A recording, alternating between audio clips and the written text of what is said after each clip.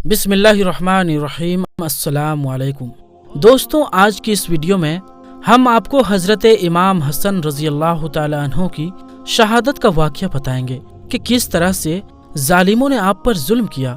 जब आप रजी अल्लाह तआला अन्हु को जहर दिया गया तो आपके कलेजे के 72 टुकड़े हो गए। जब आप कै करते तो वो टुकड़े बाहर गिरते। इसके अलावा आप रजी अल्लाह तआला अन्हु की लाश पर लोगों ने किस तरह से जुल्म किया, वो सब कुछ आज की इस वीडियो में हम आपको बताएंगे। यह इस्लामी तारीख का वो दर्दनाक बाब है जिसको सुनकर कठोर से कठोर दिल इंसान भी अपने दिल और जज्बात पर काबू नहीं रख पाता और बिलाखिर उसकी आंखों से आंसू जारी हो जाते हैं। ये दिल दहला देने वाला वाक़या दिल थाम के सुनिएगा।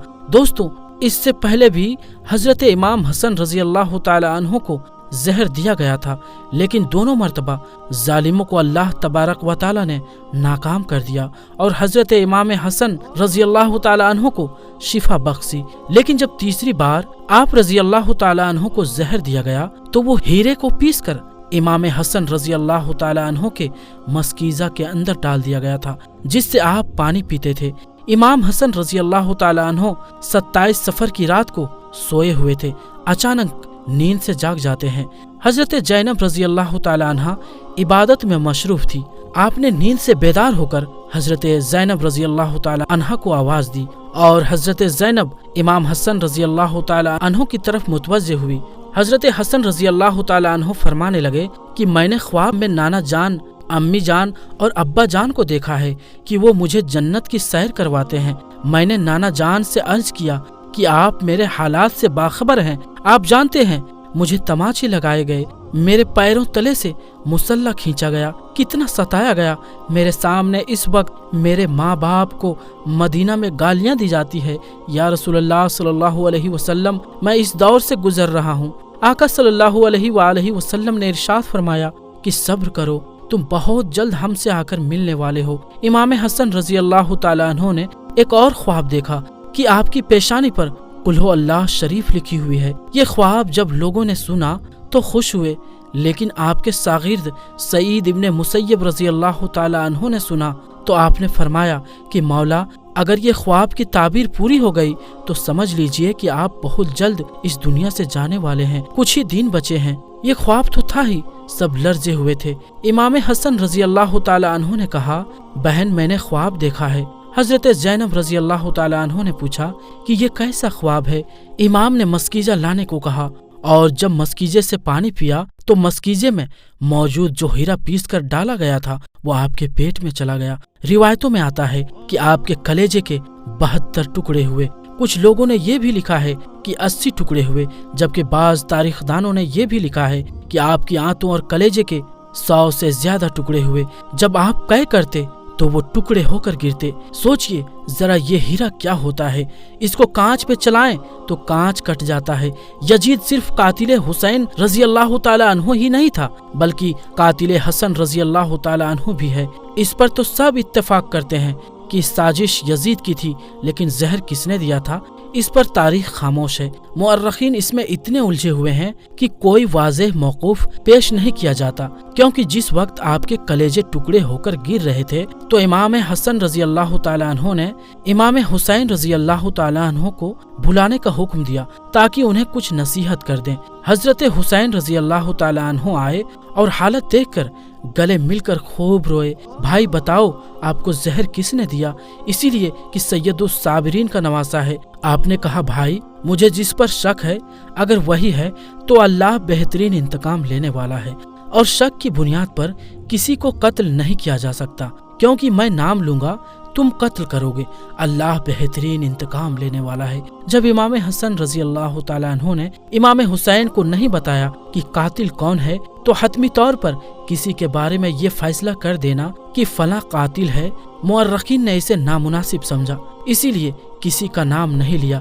बहरहाल जब सुबह हुई और लोग जमा होने लगे तो उस वक्त इमाम हसन रजी अल्लाह तआला अन्हु ने कहा, हुसैन, मेरा चेहरा कैसा नजर आ रहा है? इमाम हुसैन रजी अल्लाह तआला अन्हु रोते हुए बोले, आपका चेहरा हरा हो गया है भाई।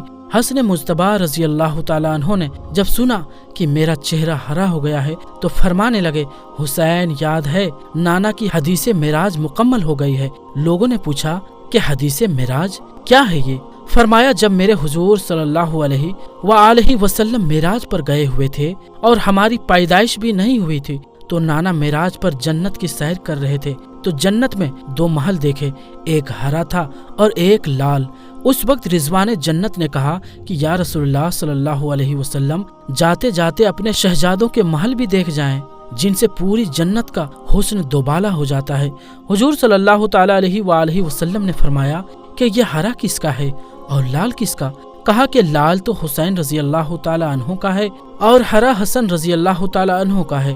میرے حضور صلی اللہ تعالی علیہ وآلہ وسلم نے پوچھا کہ رضوان، یہ تو بتاؤ کہ حسن کا ہرا کیوں ہے اور حسین کا لال کیوں ہے؟ تو رضوان کی گردن جھک گئی، آنکھوں میں آنسو آ گئے۔ دوستو، یہاں دیکھنے کی بات یہ ہے کہ امام حسن اور امام حسین رضی اللہ تعالی عنہ کی محبت میں رضوان جنت بھی روتے ہیں، جبکہ جنت میں کوئی رو نہیں سکتا۔ جنت وہ ہے جہاں رویا نہیں جاتا، لیکن یہ امام حسین رضی اللہ تعالی عنہ اور امام حسن رضی اللہ تعالی عنہ کی شہادت ہے۔ اسے جب بھی یاد کیا جاتا ہے لوگوں کی آنکھوں میں آنسو جاری ہو جاتے ہیں، چاہے وہ رضوان جنت ہی کیوں نہ ہو، ان کی بھی آنکھوں میں آنسو آ ہی جاتے ہیں۔ رضوان کی عرض کرنے کی ہمت نہ ہوئی۔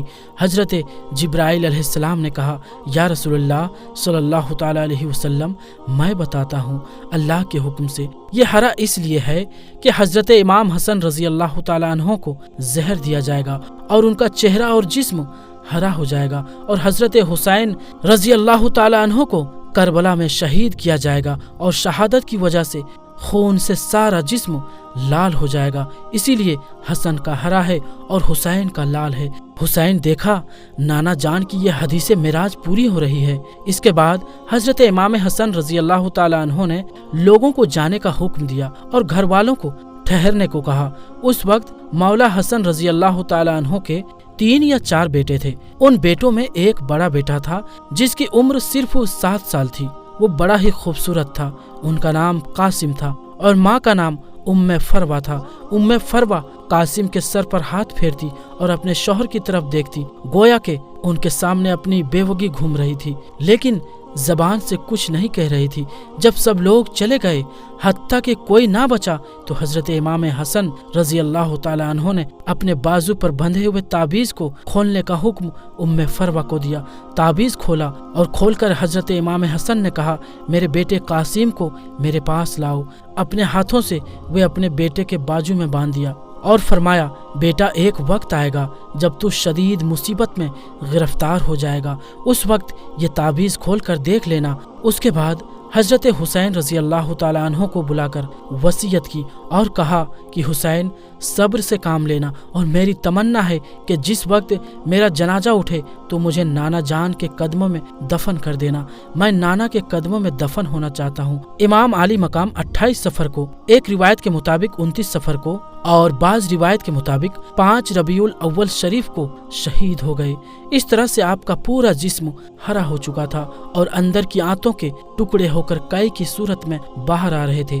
حضرت حسن رضی اللہ تعالی عنہ کی شہادت ہوئی تو آپ کی تجہیز و تدفین کے لیے جنازہ اٹھایا گیا، لیکن یہ بھی تاریخ کا بدترین باب ہے کہ جب جنازہ باہر لے کر آئے اور حضور صلی اللہ علیہ وآلہ وسلم کے روضے مبارک میں حضرت حسن رضی اللہ تعالی عنہ کو دفن کرنا چاہتے تھے تو بنو امیہ کا وہ غلیظ اور گندا انسان جسے دنیا مروان کے نام سے جانتی ہے، بدترین انسان جس پر میرے آقا صلی اللہ تعالی علیہ وآلہ وسلم نے لعنت کی تھی، اس نے کہا کہ میں ان کو دفن نہیں ہونے دوں گا۔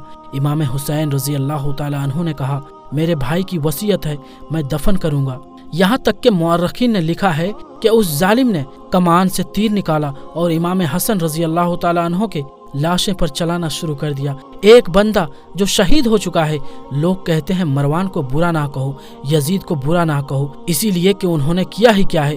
انہیں اس واقعے کو مد نظر رکھتے ہوئے فیصلہ کرنا چاہیے کہ انہوں نے کیا کیا ہے۔ نانا کے قدموں میں نواسے کو لے جا رہے ہیں تو تلوار سے جنازہ روک لیتا ہے، جنازے پر تیر چلاتا ہے۔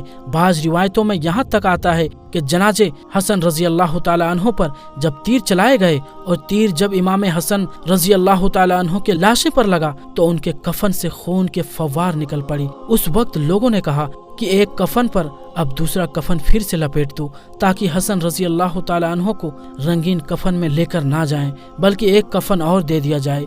ये भी हजरत हसन रजी अल्लाह ताला अन्हो की करामत ही है कि इंतकाल के बाद भी तीर लगता है तो आपके जिस्म से खून निकलता है। किसी ने इमाम हुसैन रजी अल्लाह ताला अन्हो से कहा, शहजादा हसन रजी अल्लाह ताला अन्हो की ये वसीयत थी कि मुझे हुजूर सल्लल्लाहु अलैहि वसल्लम के कदमों में दफन करें, लेकिन उन्होंने ये भी तो कहा था कि अगर मरवान आड़े आए तो मुझे अपनी अम्मी जान के कदमों में दफन कर देना। आप इस पर भी अमल कर सकते हैं।